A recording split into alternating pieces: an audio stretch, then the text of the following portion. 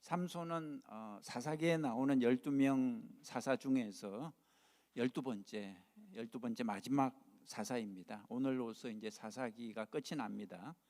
첫 번째 그림 한번 보시죠. 첫 번째 그림 보시면 기도하는 삼손의 부모입니다. 기도하는 삼손의 부모. 삼손의 부모는 오랫동안 아이를 낳지 못했습니다. 그래서 아이를 달라고 간절히 기도했죠.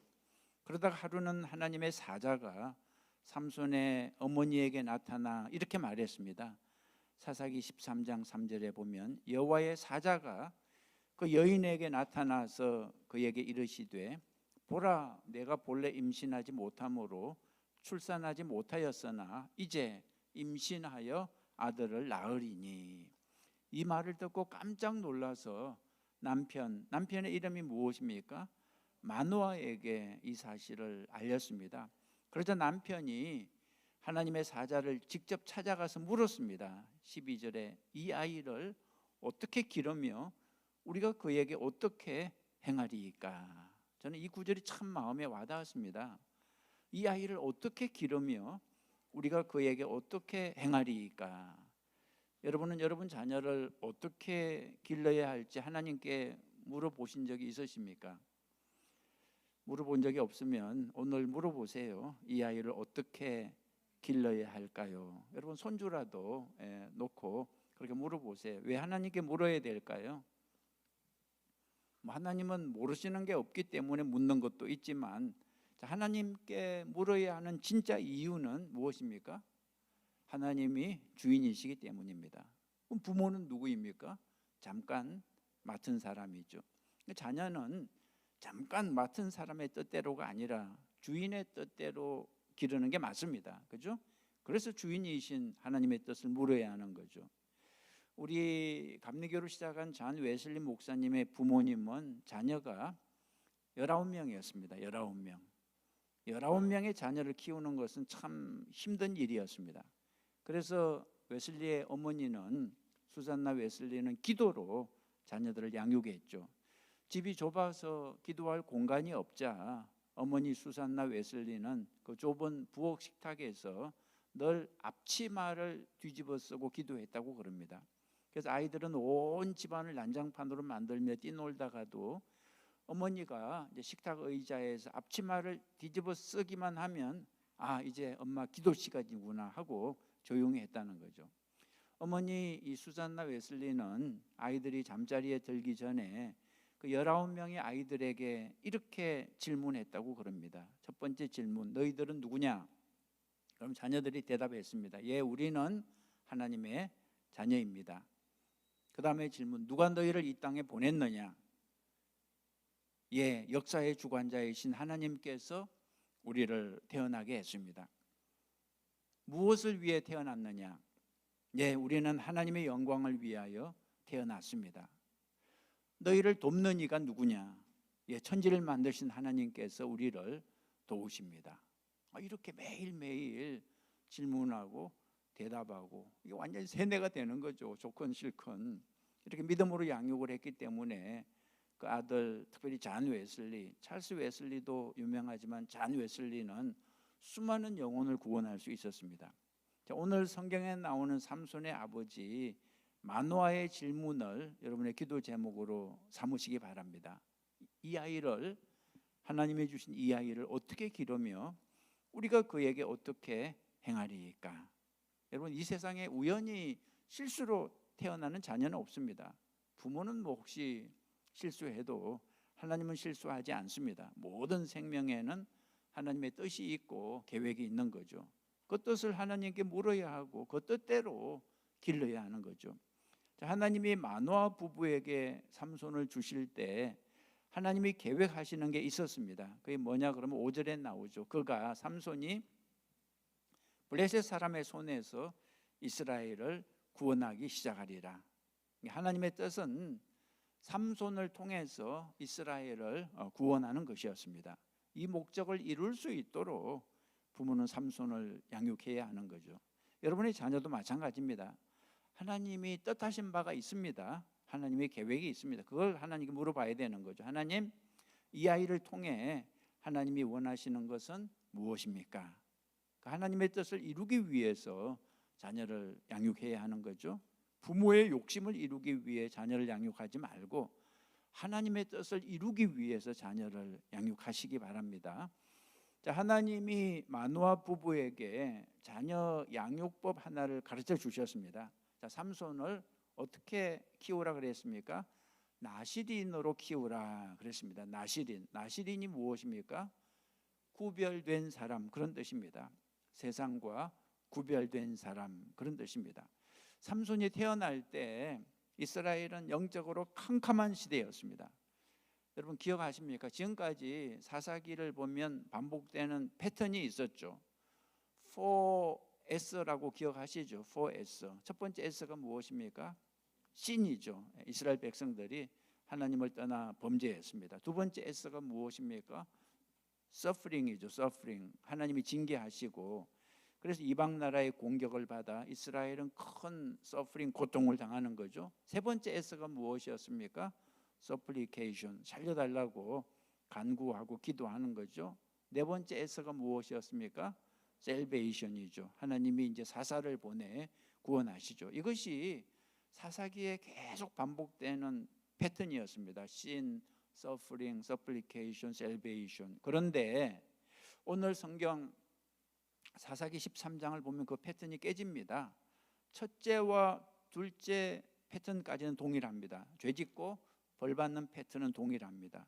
블레셋 나라의 공격을 받아서 40년이나 고통을 당했습니다. 그런데 그 다음에 이스라엘이 하나님께 간구하는 서플리케이션 하는 패턴이 보이지 않습니다. 전에는 잘못을 했다가도 하나님이 벌을 내리시면 살려달라고 기도했는데 이제는 기도하는 모습이 보이지 않습니다. 그러니까 가장 캄캄한 시대라고 말할 수 있는 거죠. 이러한 때에 하나님의 삼손을 나시린으로 부르신 거죠. 캄캄한 세상에 너가 빛이 되라는 뜻이었습니다. 자, 나시린이 지켜야 할 법이 세 가지 있었습니다. 첫 번째가 뭐죠? 머리에 삭도를 대지 말라, 머리털을 자르지 말라. 두 번째, 포도나무 소산을 먹지 말라, 술 마시지 말라는 거죠. 세 번째, 어떤 시체도 가까이 하지 말라. 이 세 가지가 의미하는 것은 결국 구별된 삶을 살라, 그런 뜻이었습니다.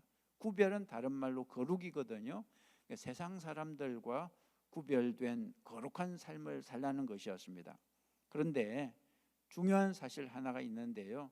자녀를 나시린으로 키우기 위해서는 부모가 먼저 나시린으로 살아야 한다는 것입니다. 여러분 13장 3절에 나와요. 여호와의 사자가 그 여인에게 나타나서 그에게 이르시되 보라, 내가 본래 임신하지 못함으로 출산하지 못하였으나 이제 임신하여 아들을 낳으리니 그러므로 너는 삼과 포도주와 독주를 마시지 말며 어떤 부정한 것도 먹지 말지니라. 여기서 너는 누구입니까? 삼손이 아닙니다. 여기서 너는 삼손의 어머니를 말하죠. 하나님의 사자가 삼손의 어머니에게 이제 너가 아들을 낳게 될 것인데 부모가 먼저 꼭 지켜야 할 것이 있다고 말하면서 포도주와 독주를 마시지 말며 어떤 부정한 것도 먹지 말라 명령하셨습니다. 그러니까 삼손을 나시린으로 키우기 위해서는 부모도 나시린이 되어야 한다는 뜻입니다. 부모는 세상을 따라 살면서 자녀에게 너는 하나님을 따라 살아라, 이 가르치는 것은 이거 말이 안 되는 거죠. 부모는 미워하고 싸우면서 자녀에게는 사랑하고 용서해라, 이거 말이 안 되는 거죠. 부모는 기도하지 않으면서 자녀에게 기도해라, 이거 말이 안 되는 거죠. 여러분, 자녀는 부모의 말을 듣고 배우는 게 아니라 부모의 뭐를 보고 배운다 그래요? 부모의 등을 보고 배운다 그러잖아요. 100번 말로 가르치는 것보다 한 번 보여주는 것이 훨씬 힘이 있다는 거죠. 부모가 보여줘야 됩니다. 믿음으로 사는 모습을 보여줘야 됩니다. 기도하는 모습, 감사하는 모습, 예배드리는 모습을 보여줘야 됩니다. 자, 삼손이 처음에는 나시린으로 잘 살았습니다. 그래서 복을 받았어요. 여러분 사사기 13장 24절에 그 여인이 아들을 낳음에 그의 이름을 삼손이라 하니라. 그 아이가 자라매 여호와께서 그에게 복을 주시더니 그랬습니다. 하나님이 나시린 삼손을 축복해 주셨습니다. 그리고 하나님의 영이 삼손에게 임하여 주셨습니다. 25절에 소라와 에서 나올 사이 마하네단에서 여호와의 영이 그를 움직이기 시작하셨더라. 그죠? 삼손의 시작은 이렇게 좋았습니다. 하나님이 복을 주셨고요, 성령이 임하여 주셨습니다. 그래서 천하장사 삼손으로 출발했습니다. 아무도 그 삼손의 힘을 이길 수 없었습니다. 그런데 나중에 가서 삼손은 나시린의 서약을 지키지 못했습니다.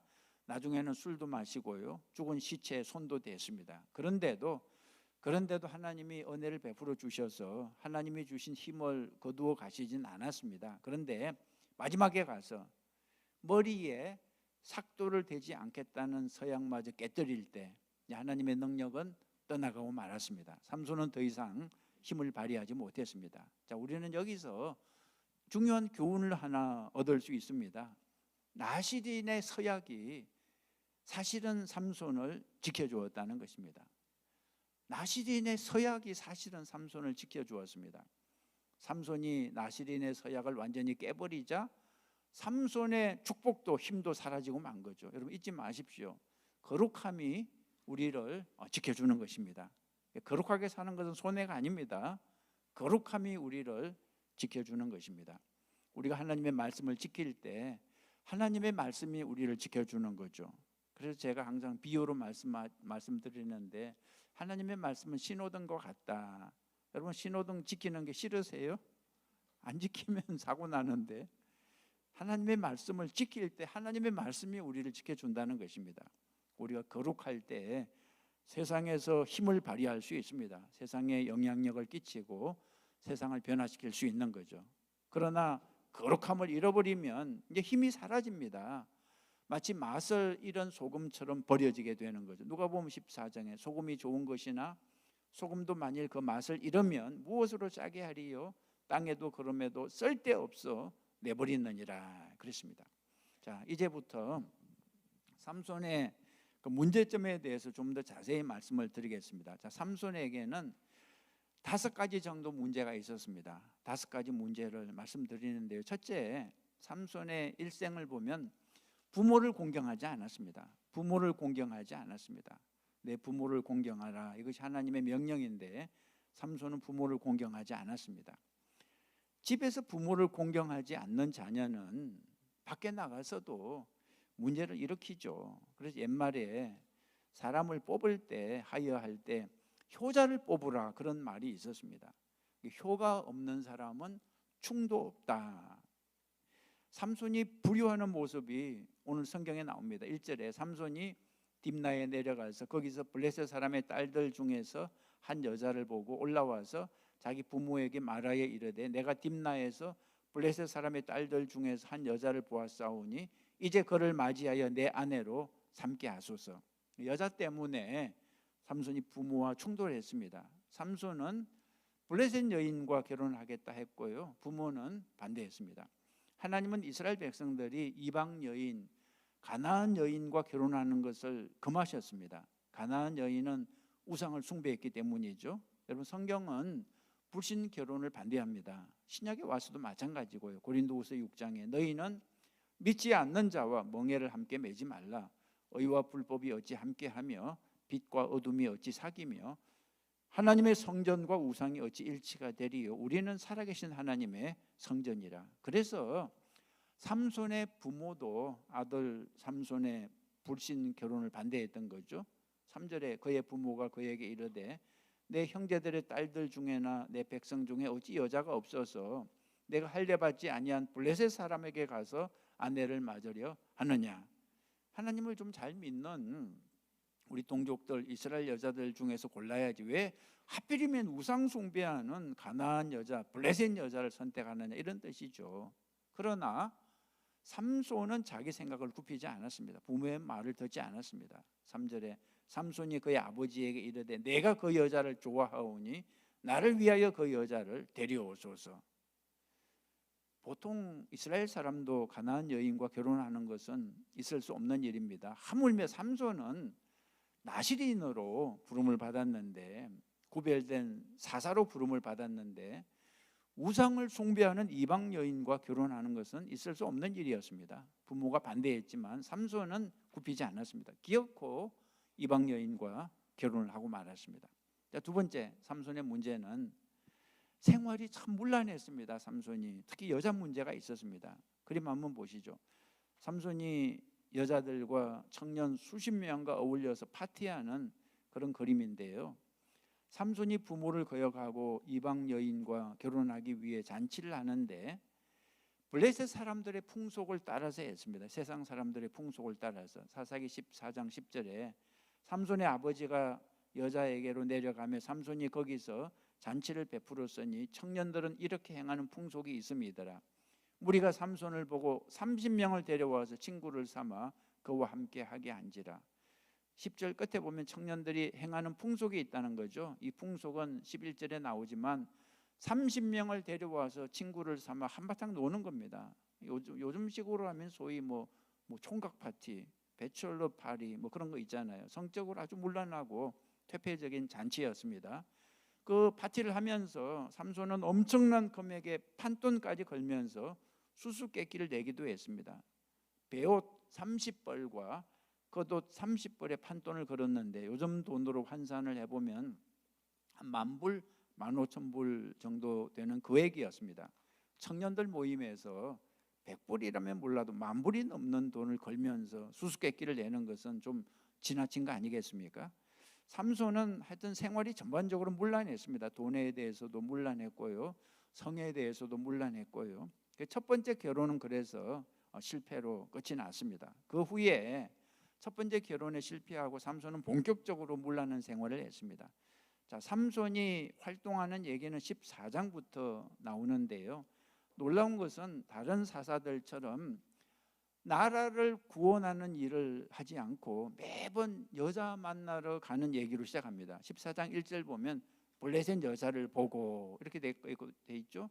15장 1절은 결혼한 이방 아내를 찾아가고 16장 1절은 한 기생을 보았고 16장 4절에는 들릴라를 사랑하고.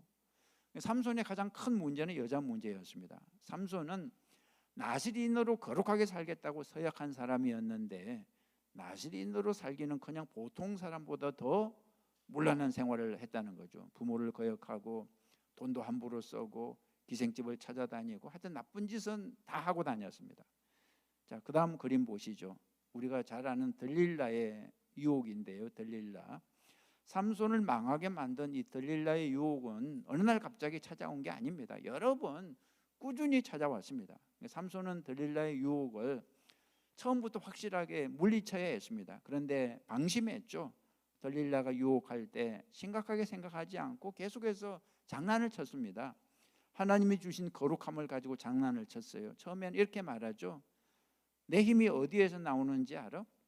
마르지 않은 칡넝쿨 7개를 가지고 나를 묶어봐. 그러면 내 힘이 사라질 거야.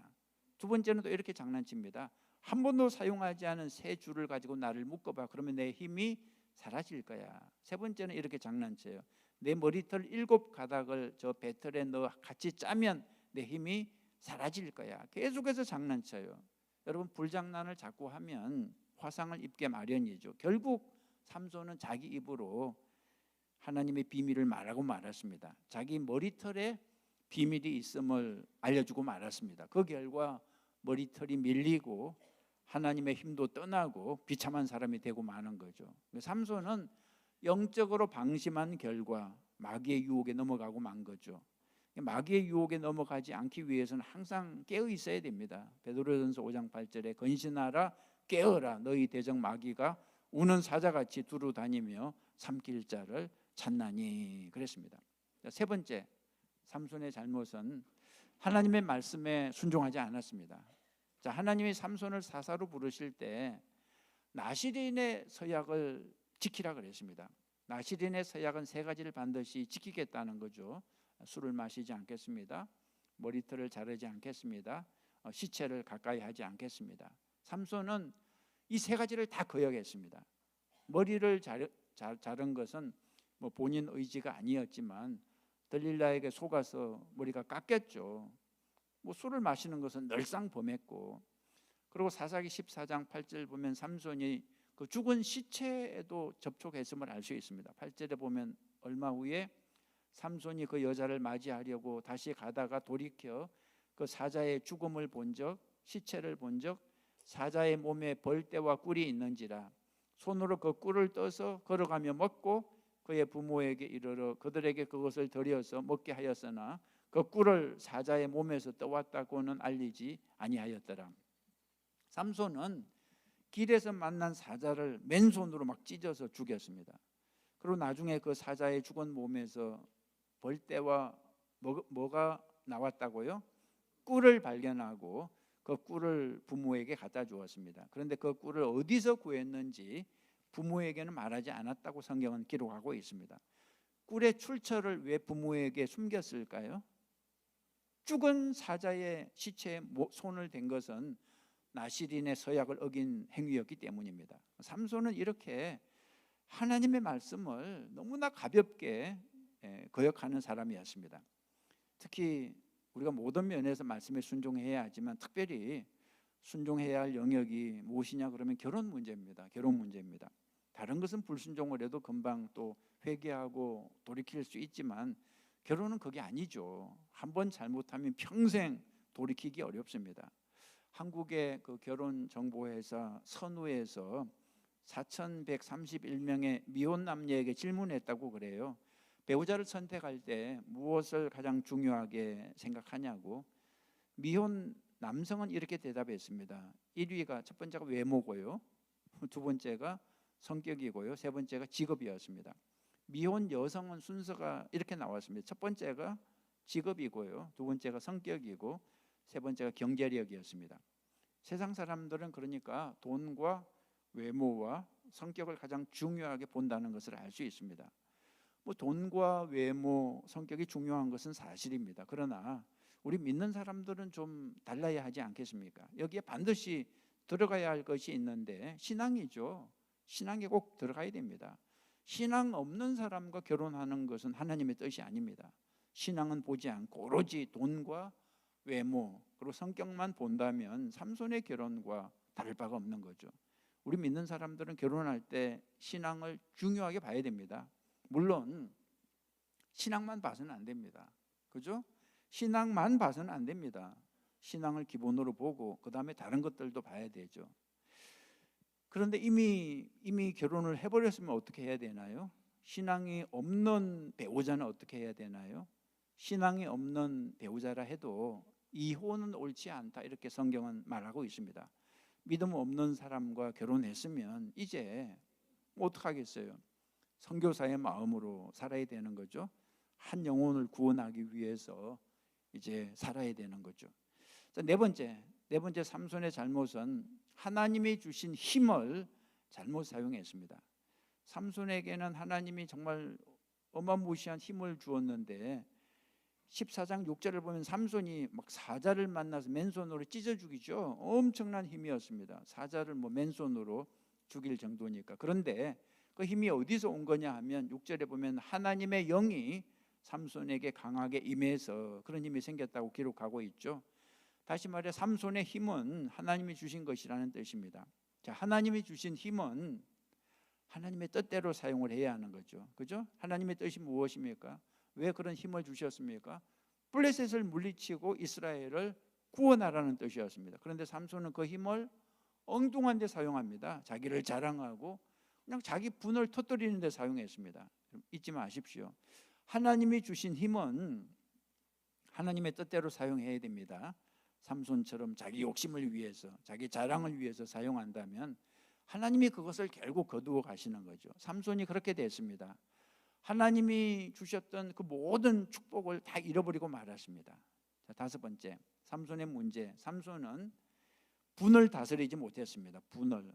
자, 삼손이 결혼식 하객들에게 수수께끼를 하나 냈죠. 이런 수수께끼입니다. 먹는 자에게서 먹는 것이 나오고 강한 자에게서 단 것이 나오는 게 뭐냐? 맞추면 큰 상을 주겠다 그랬습니다.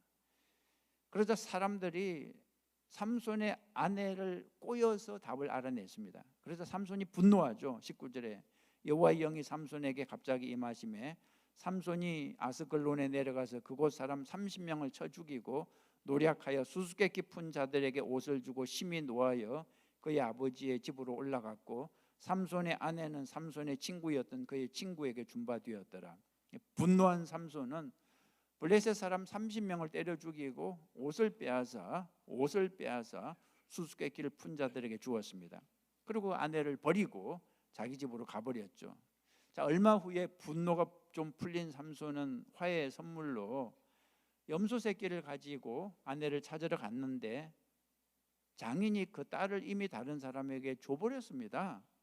그래서 삼손은 더 분노해서 여우 300마리를 붙들어서 여우 꼬리에 뭘 달아서 횃불을 달아서 블레셋 사람들의 곡식 밭으로 몰아서 그 밭을 불태워 버렸습니다. 그러자 이번에는 블레셋 사람들이 화가 나서 삼손의 장인과 딸을 불살라 죽여버렸습니다. 그러다 삼손이 또 분노해서 블레셋 사람들을 더 많이 죽이죠. 자, 삼손의 이런 행동을 보면 삼손에게 분노의 문제가 있음을 알 수 있습니다. 분노 조절을 못했습니다. 분노 조절 장애를 가지고 있었어요. 분을 다스릴 줄 알아야 되는데 분을 다스리지 않고는 하나님의 사람으로 쓰임 받을 수 없습니다. 그래서 잠언에 이런 말이 있죠. 노하기를 더디하는 자는 용사보다 낫고 자기의 마음을 다스리는 자는 성을 빼앗는 자보다 나으니라. 자, 지금까지 삼손의 문제 5가지 말씀드렸습니다. 삼손에게 여러 가지 문제가 있어서 많은 실패를 했는데, 자, 마지막으로 삼손의 성공에 대해서 말씀을 드리겠습니다. 자, 삼손을 평가할 때 성공한 사람입니까? 실패한 사람입니까? 삼손은 거의 실패한 인생을 살았습니다. 그런데 참 마지막에 가서 회복이 돼요. 마지막에 가서. 그래서 성경은 삼손을 평가할 때 실패자로 평가하지 않습니다. 히브리서 11장을 보면 삼손은 실패자가 아니라 성공자로 평가됩니다. 삼손은 믿음의 반열에 당당히 올라가 있습니다. 히브리서 11장 32절에 내가 무슨 말을 더하리요? 기드온, 바락, 삼손, 입다와 다윗과 사무엘과 및 선지자들의 일을 말하려면 내가 시간이 부족하리로다. 기드온, 다윗, 사무엘과 같은 믿음의 사람들과 동등한 위치에 삼손이 올라가 있다는 거죠. 자, 비결이 무엇입니까? 거의 실패했던 삼손이 마지막에 성공한 비결이 무엇입니까? 삼손의 마지막 상황은 참 절망적이었습니다. 그때 머리칼이 깎이면서 힘이 다 사라졌거든요. 그리고 블레셋 포로가 돼서 두 눈이 빠지고 두 눈을 빼버렸어요. 눈이 빠지고 노줄에 묶여가지고 감옥에 갇혔거든요. 그림 한번 보시죠. 이 그림, 눈이 뽑힌 삼손이 쇠줄에 묶여서 맷돌을 돌리는 그런 장면인데요. 삼손의 인생은 완전히 끝난 것처럼 보였습니다. 완전히 절망적이죠. 절망적일 때 마귀는 포기하라고 말합니다. 이젠 끝났다고, 너는 틀렸다고, 하나님이 너를 버렸다고, 죽는 게 낫다고 유혹하죠. 그런데 여러분 22절에 놀라운 반전이 있습니다. 22절에 놀라운 반전이 있죠. 그의 머리털이 밀린 후에 다시 자라기 시작하니라. 여기에 놀라운 반전이 있는 거죠. 정말 할렐루야죠. 이 성경 구절만큼 큰 힘과 위로를 주는 구절도 없습니다. 여러분이 실패했을 때, 넘어졌을 때 이 구절을 꼭 기억하시기 바랍니다. 그의 머리털이 밀린 후에 다시 자라기 시작하니라. 그죠? 머리털이 다시 자라고 있다는 것은 무슨 뜻입니까? 하나님의 은혜가 아직 떠나지 않았다는 것을 의미합니다. 하나님이 버리지 않았다는 거예요. 여러분, 아무리 캄캄한 환경에서도 하나님의 회복과 치료하심을 기대하시기 바랍니다. 잊지 마십시오. 하나님은 진노 중에도 긍휼을 잊지 않으십니다. 삼손이 회개하고 돌아오면 다시 회복해 주시는 분이십니다. 그게 하나님의 성품이죠. 삼손은 육의 눈이 뽑혀서 보지 못하는 상태였습니다. 그러나 이제 대신 영의 눈이 열렸어요. 영의 눈이 열렸습니다. 전에는 하나님을 보지 못했지만 이제는 하나님을 보고 있습니다. 하나님을 찾고 있습니다. 그래서 삼손이 마지막에 블레셋 사람들이 다 모인 그 궁에서 기둥을 붙잡고 마지막으로 하나님께 기도하죠. 사사기 16장 28절에 삼손이 여호와께 부르짖어 이르되 기도합니다. 주 여호와여 구하옵나니 이번만 나를 강하게 하사 나의 두 눈을 뺀 블레셋 사람에게 원수를 단번에 갚게 하옵소서. 이 삼손의 마지막 기도를 하나님이 들어주셨습니다. 하나님은 기도를 들어주시는 분이십니다. 삼손의 힘을 회복시켜 주셨어요. 마지막 그림입니다. 보시죠. 마지막 그림. 이 그림은 힘을 회복한 삼손이 마지막으로 블레셋 기둥을 붙잡고 무너뜨리는 장면이죠. 성경은 사사기 16장 30절에 삼손이 이르되 블레셋 사람과 함께 죽기를 원하노라 하고 힘을 다하여 몸을 굽히매 그 집이 곧 무너져 그 안에 있는 모든 방백들과 온 백성에게 덮이니 삼손이 죽을 때 죽인 자가 살았을 때 죽인 자보다 더욱 많았더라 그랬습니다. 참 이 문장이 마음에 와닿았습니다. 삼손이 죽을 때 죽인 자가 살았을 때 죽인 자보다 더욱 많았더라. 삼손이 마지막에 물리친 블레셋 사람의 숫자는 그 이전에 물리친 블레셋 사람의 숫자보다 더 많았다 그랬는데 이게 무슨 뜻입니까? 여러분, 삼손의 사명은 블레셋을 물리치고 이스라엘을 구원하는 것이었는데 그 사명을 마지막에 자신의 죽음으로 감당했다는 뜻입니다. 말씀을 마칩니다. 저는 그런 생각을 해봤습니다. 이 사사기에서 삼손의 이야기는 왜 이렇게 긴 것일까? 여러분, 사사기 보면 13장, 14장, 15장, 16장 다 삼손 얘기예요. 이 문제 많은 삼손 얘기를 왜 이렇게 자세하게 설명할까요? 성경이 왜 이렇게 삼손에 대해서 자세하게 기록을 할까요? 그 이유는 삼손이 우리를 가장 닮았기 때문입니다. 삼손이 하나님을 거역하고 실패하는 모습을 보면서 우리의 모습을 볼 수 있습니다. 그죠? 우리의 모습을 볼 수 있습니다. 하나님은 실패자 삼손을 오래 참고 기다려 주셨습니다. 이게 하나님의 은혜죠. 삼손이 부르짖는 이 마지막 기도에 하나님은 귀를 기울여 주셨어요. 그리고 다시 회복해서 사용해 주셨습니다. 이걸 보면서 우리가 깨닫는 것은 삼손을 회복하신 하나님이 나도 회복해 주시겠구나, 이런 소망을 가지게 되는 것입니다. 그죠? 하나님의 은혜는 크고 놀라워서 삼손도 회복하시고 나 같은 죄인도, 나 같은 실패자도, 또 혹시 여러분 자녀들 가운데 실패자도 다시 회복해 주시는 것입니다. 아무리 상황이 절망적이라 그래도 포기하면 안 됩니다. 하나님이 살아계시면 언제든지 다시 회복할 수 있습니다. 은혜가 풍성하신 하나님께, 그죠? 부르짖어 기도하면 하나님께서 능히 반전에 기적을 일으켜 주시는 거죠. 삼손을 회복하신 하나님이 우리도 회복해 주실 줄 믿습니다. 기도하시겠습니다. 하나님 아버지, 삼손을 회복하신 하나님께 감사드립니다.